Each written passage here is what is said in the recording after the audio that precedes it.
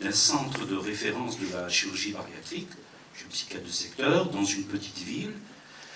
Et donc, je n'étais pas du tout, comment dire, le mot intéressé, c'est pas... En tout cas, je n'étais pas sollicité par ce genre de problème. Et puis est arrivé un chirurgien à l'hôpital de Vernon qui avait une espèce de frénésie par rapport à ce type d'activité, qui opérait beaucoup. Il était passionné par ce problème, et donc il nous a sollicité, service de psychiatrie, en disant « Faites-moi les évaluations ». Évaluation de quoi?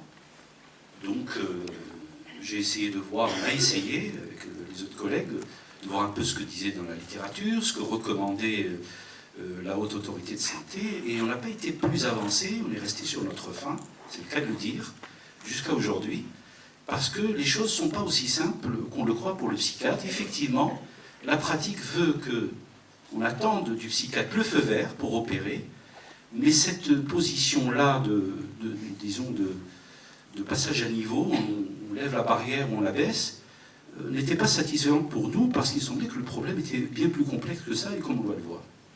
Alors, j'insiste pas sur le problème de l'obésité, c'est une pathologie complexe, multifactorielle, mais son importance est venue du fait de sa prévalence, puisque maintenant c'est reconnu comme étant un véritable problème de santé publique, comme on le verra à travers les chiffres dont nous disposons. Bon, c'est une problématique complexe, multifactorielle, qui va s'installer à travers différentes phases, comme on le voit ici, une phase de prise de poids, une phase de stabilisation, et puis une phase qui va être plus ou moins d'évolution en dents de scie en fonction des régimes, etc., etc. Il y a un certain nombre de déterminants autour de cette pathologie, les déterminants génétiques, mais là j'en parle pas, c'est peut-être pas le sujet du jour, mais essentiellement des déterminants environnementaux, la question qui était posée tout à l'heure à travers cette explosion de l'obésité, et pas uniquement en France. Je ne pense pas que les individus aient subi un nombre de mutations génétiques comme ça aussi brutales, donc il y a nécessairement l'implication de l'environnement, mais l'environnement c'est aussi quelque chose de compliqué. Et bien sûr les facteurs psychologiques. Je n'insiste pas sur la classification, juste pour vous montrer cette répartition de la prévalence de l'obésité dans le monde. Comme le disait le Dr Perra, 2 milliards d'obèses en 2013 recensés à travers le monde, une répartition relativement homogène, il y a très peu de pays qui échappent à ce véritable fléau, et comme titrait Le Monde en mai 2014, près du tiers de l'humanité souffre d'obésité et de surpoids. Donc nous sommes devant un véritable tsunami de ce problème nutritionnel. Et d'ailleurs j'ouvre une parenthèse pour dire qu'en psychiatrie nous sommes confrontés à un certain nombre d'interrogations liées à des pathologies qui connaissent des augmentations d'allure exponentielle. L'obésité, les troubles du comportement alimentaire, les addictions, le trouble hyperactivité. Depuis 20 ou 30 ans, on assiste à un déferlement de ces pathologies. Et il ne s'agit pas uniquement d'un problème, d'intérêt comme ça, passager, mais je pense qu'il y a quelque chose qui s'est modifié dans le cerveau des gens par rapport à leur réaction à l'environnement et qui fait que ces pathologies... Mais je referme très vite la parenthèse juste pour noter qu'il y a quand même des choses assez curieuses. Des pays comme le Qatar et le Koweït, qui ne sont pas des pays pauvres, 50% d'obésité chez leurs femmes. Alors là, on est vraiment et probablement dans des facteurs environnementaux, probablement aussi des interactions complexes chez l'environnement. Je passe très vite. Alors, on a cité, le professeur Scotté a cité l'enquête OBEPIC. Effectivement, tous les 3 ans, on mène une enquête en population générale sur un échantillon représentatif. Et en 2012, 32% des Français adultes étaient en surpoids et 5% souffraient d'une obésité avec donc un indice de masse corporelle supérieur à 30. Et surtout, comme il l'a déjà montré le professeur Scotté, on assiste à une augmentation extrêmement rapide, importante, de la prévalence de l'obésité sévère. 6 millions, presque 7 millions de patients obèses en France, c'est énorme, et vous voyez que la courbe ne cesse d'augmenter. Que se passe-t-il? Il y a de véritables interrogations, pas uniquement en termes de prise en charge, mais sur les origines de ce phénomène. Et je crois que dire c'est alimentaire, c'est économique, c'est environnemental, c'est une façon un peu de ne pratiquement pas répondre à la question. Je pense qu'il y a une véritable recherche, même s'il y a beaucoup de gens qui s'y intéressent, à mener pour comprendre ces phénomènes très complexes. Alors, Haute-Normandie, une région qui fait partie des régions où la prévalence augmente le plus, puisque vous voyez, en Haute-Normandie, 19,6% donc de problèmes de prévalence par rapport aux autres régions de France, la prévalence moyenne étant autour de 10% en France. Alors, la prise en charge de l'obésité, très rapidement, je ne vais pas vous dire des choses évidentes qui sont connues, mais il n'y a pas que la chirurgie.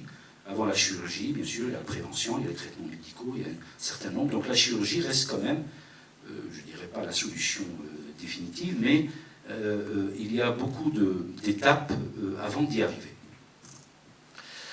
Et notamment, juste un mot très rapide sur les prises en charge psychologiques de l'obésité. Est-ce qu'on arrive à réduire le poids par des prises en charge psychologiques? La psychothérapie classique, peu d'impact.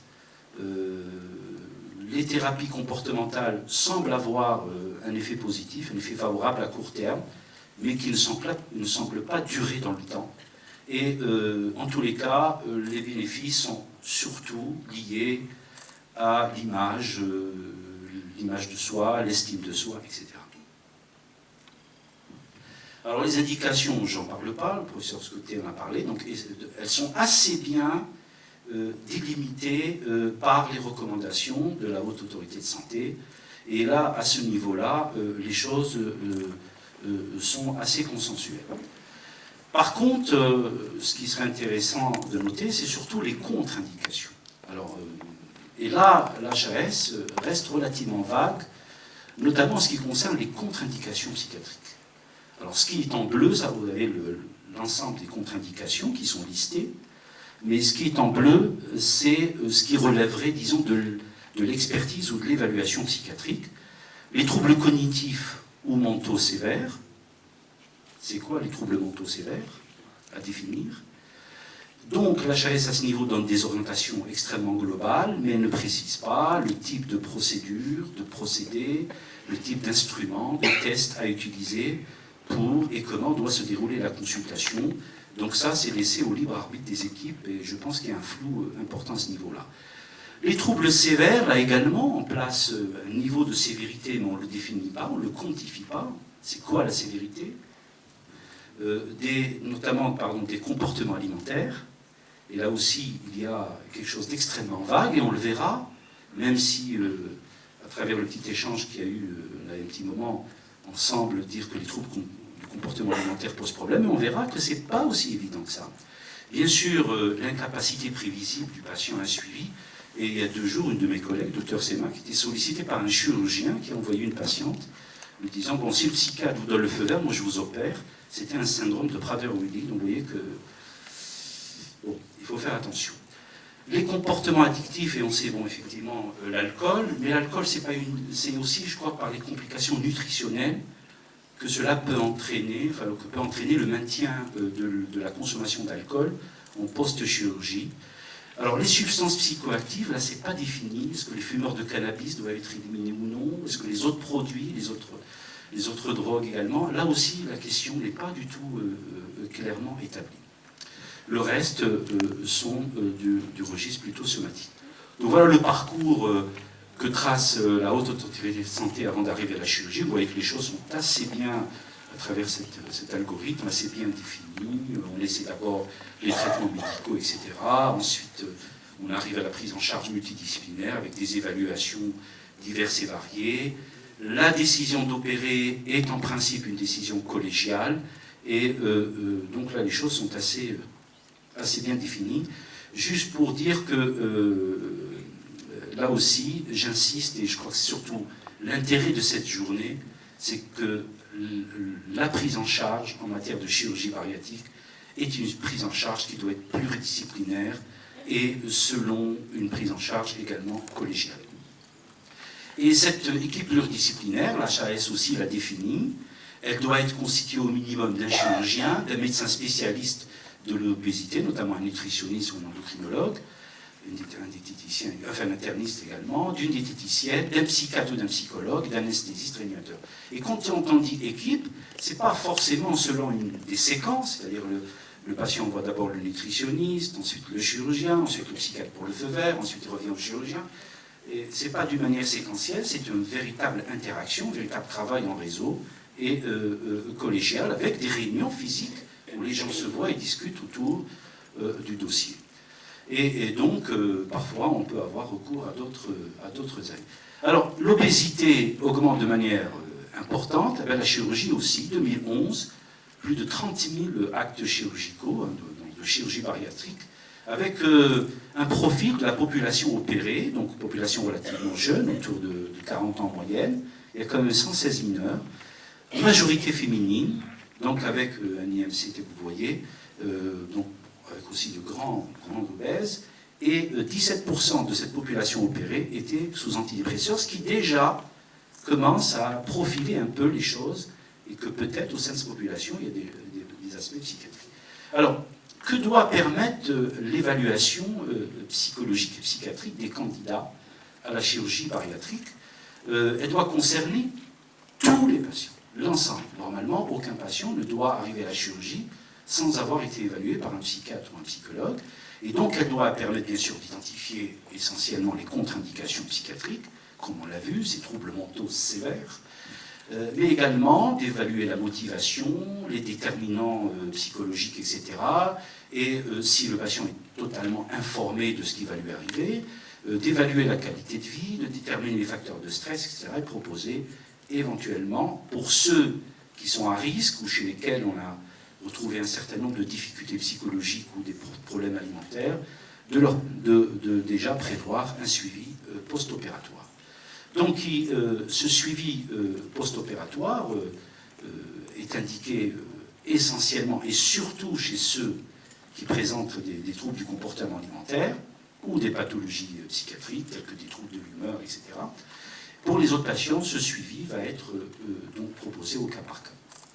En tous les cas, en post-opératoire, ce suivi a pour intérêt d'évaluer le retentissement psychologique, social et familial, donc de l'intervention et de la perte de poids, surtout.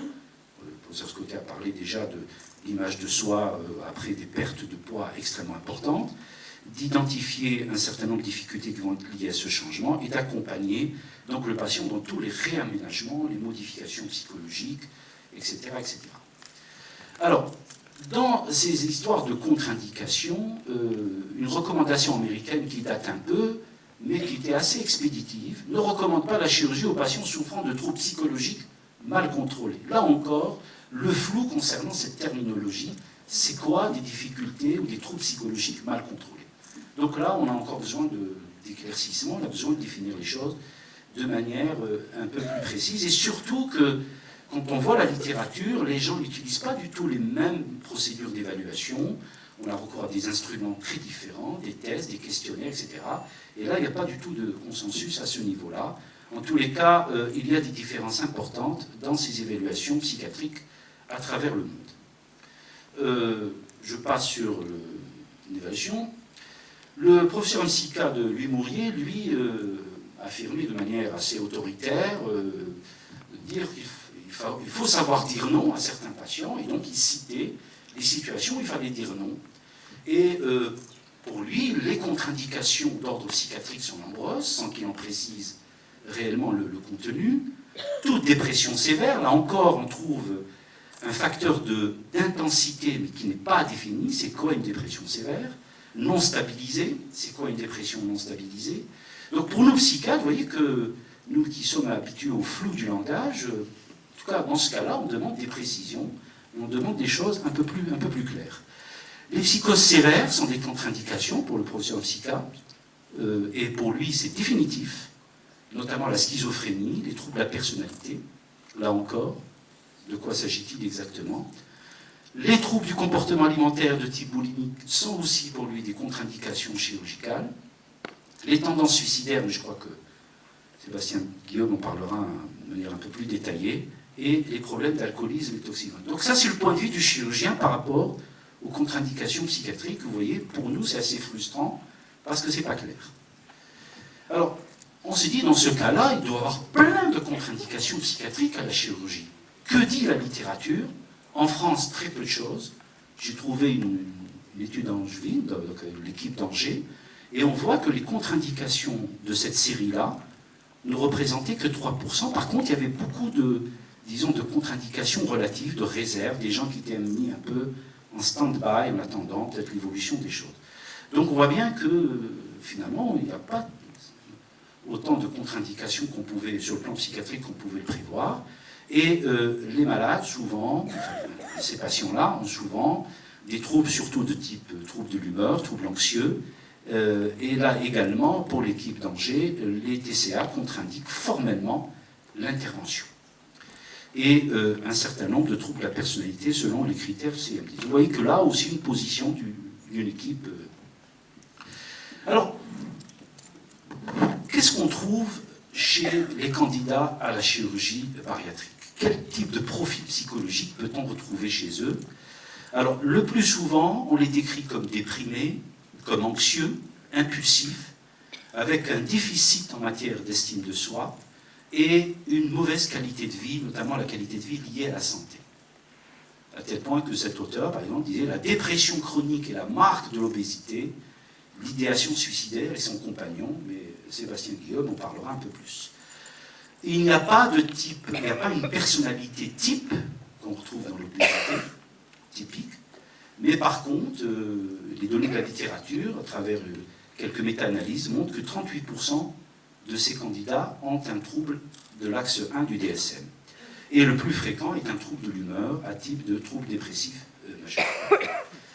Alors, ce trouble de l'humeur semble assez élevé, mais avec des variations extrêmement importantes qui sont liées bien sûr au type d'études, si c'est des études prospectives, rétrospectives, quel type d'instruments, de questionnaires, de critères diagnostiques, je ne vais pas détailler là-dessus, mais regardez l'éventail de la prévalence qui va de 9% à plus de 47% d'états dépressifs majeurs au sein de la population obèse, non pas candidat à la chirurgie, mais obèse d'une manière générale. Ce qu'on retrouve également au niveau des troubles du comportement alimentaire, Christine Van Roel le citait, c'est le binge eating disorder, le BED, où là, par contre, par rapport à la population générale, les patients obèses présentent une prévalence plus élevée, avec plus de 30% chez ceux qui sont candidats au programme de perte de poids, et 47% c'est des sujets candidats à un traitement chirurgical. Alors qu'en population générale, on est entre 1 et 5%. Vous voyez que la différence est énorme, et il semble qu'effectivement, les patients candidats à la chirurgie présentent ce trouble avec une très très grande fréquence. Et on remarque aussi chez eux, à travers la littérature, qu'ils sont plus anxieux, plus de 50% chez les femmes obèses, et 61% ont montré des symptômes de dépression, et 77% des manifestations anxieuses. Alors maintenant, donc, troubles anxieux, troubles de l'humeur, troubles du comportement alimentaire, voilà ce qu'on retrouve fréquemment chez les patients obèses. Au niveau de la personnalité, là aussi, il n'y a pas de caractéristiques propres à la population des obèses, mais il est évident que vivre avec un problème de ce type va certainement influencer la façon d'être, la façon de vivre, la personnalité, et que les caractéristiques, un certain nombre de caractéristiques psychologiques peuvent prédisposer à l'obésité. On décrit souvent les obèses comme des gens qui, notamment, ont des traits de passivité-dépendance, etc. Ou alors par l'association, la combinaison des deux mécanismes.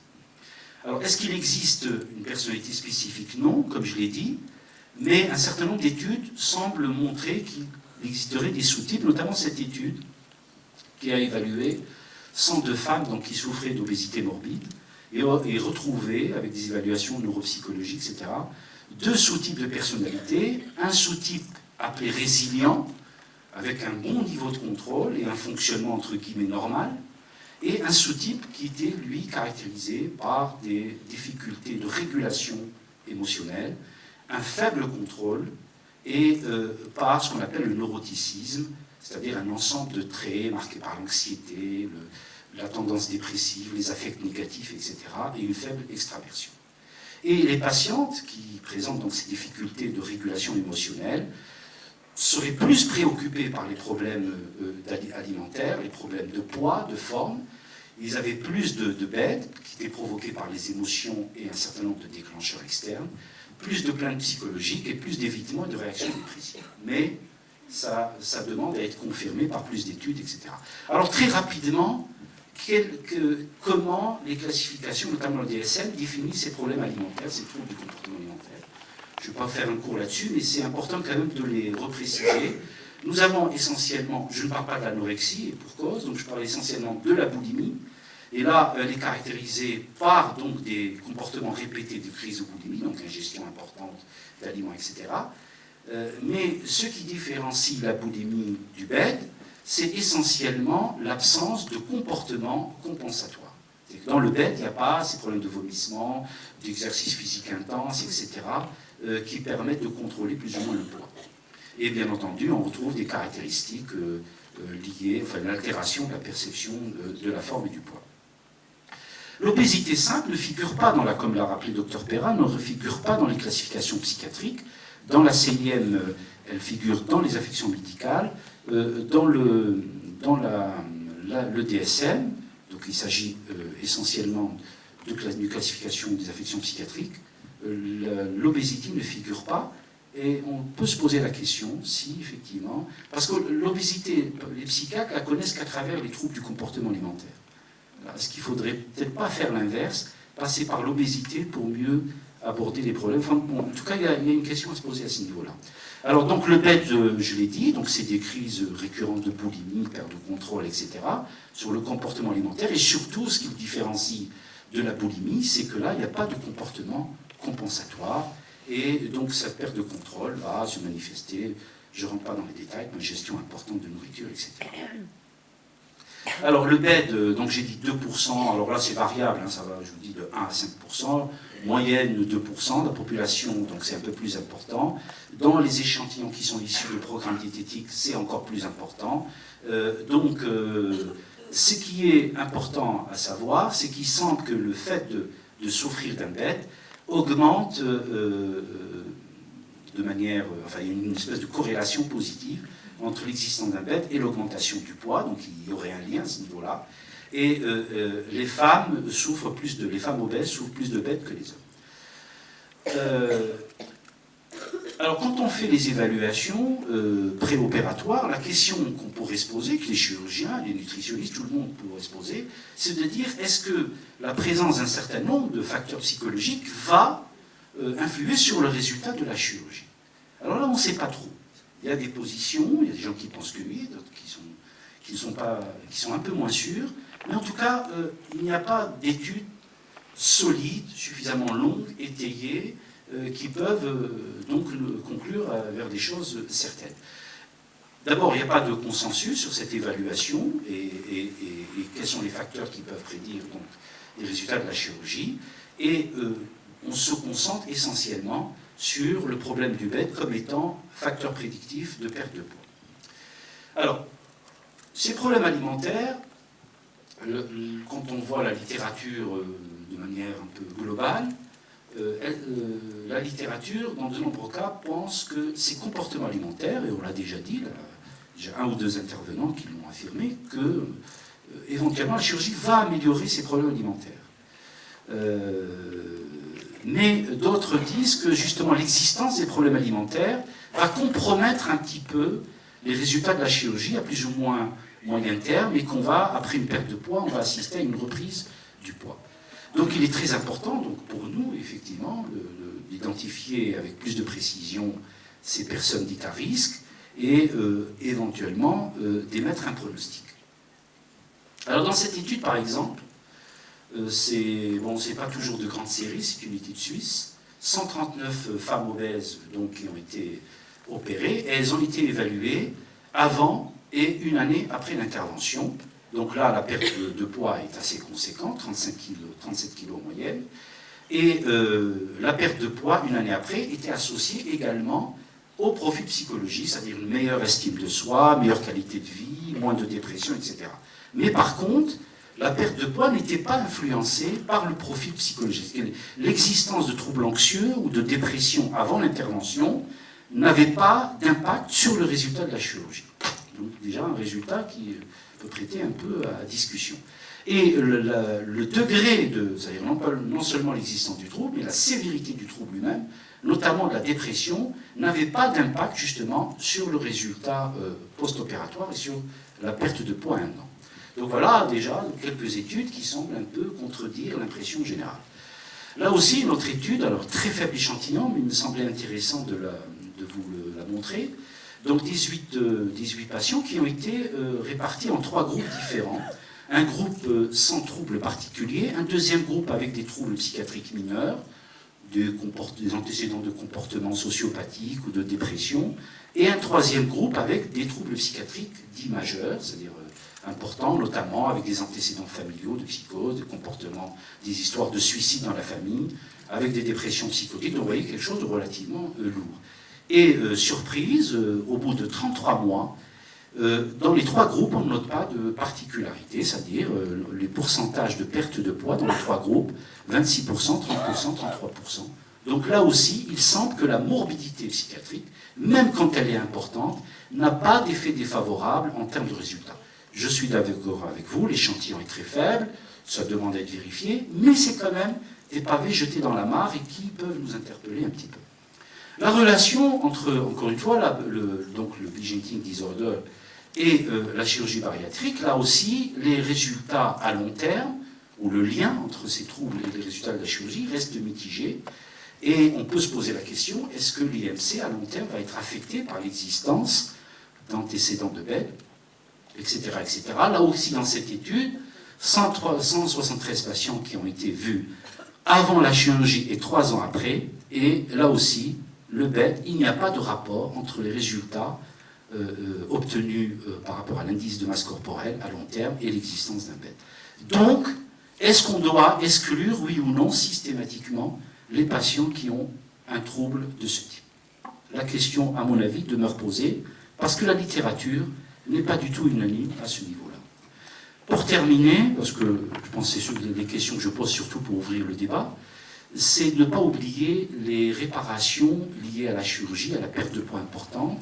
Et là aussi peut-être que les psychiatres et les psychologues ont un rôle à jouer, notamment dans toutes les interventions pour abdominoplastie, plastie abdominale, donc réparer un petit peu tous les aspects liés à la perte de poids.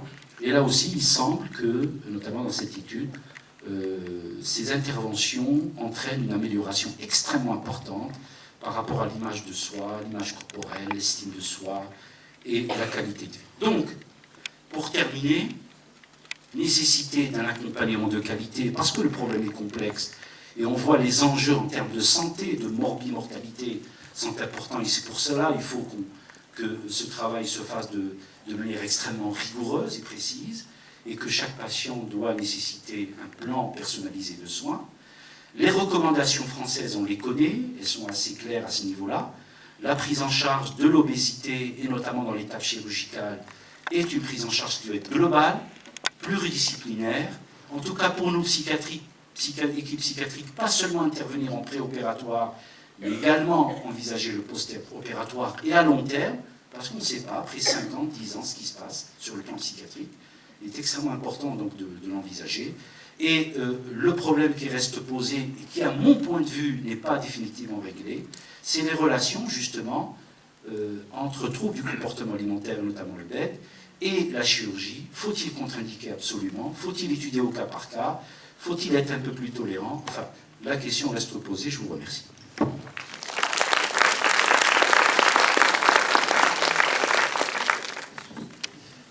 Merci Mohamed. Peut-être avant d'ouvrir la salle, une remarque.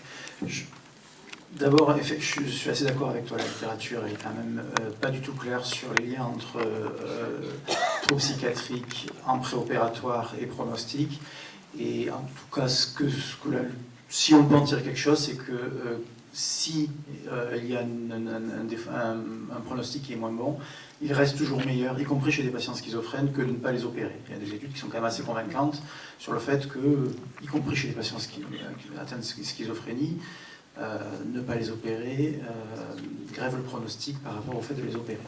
Et le deuxième point, la deuxième remarque, c'est sur tu disais effectivement, les conférences de consensus sont assez floues, mais je crois que c'est probablement fait exprès, et je ne crois pas qu'on puisse faire beaucoup mieux, parce que c'est le rôle de la concertation pluridisciplinaire. Il ne faut pas, à mon avis, à mon sens, en tout cas, mettre de contre-indication absolue, parce que qu'est-ce qu'on évalue quand on fait la chirurgie bariatrique? C'est un rapport bénéfice-risque.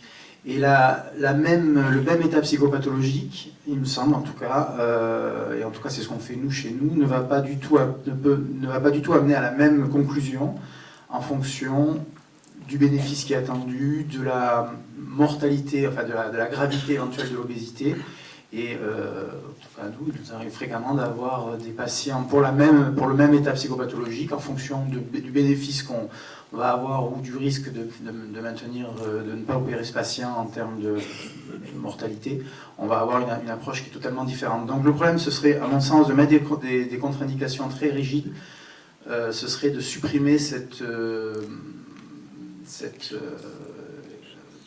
fonction qu'a la concertation pluridisciplinaire. Et c'est pour ça d'ailleurs qu'il ne faut pas, comme on le disait, un tampon, à mon avis, mais une implication du psychiatre ou du psychologue dans la réflexion et dans le choix du patient, dans le choix de l'indication de la chirurgie.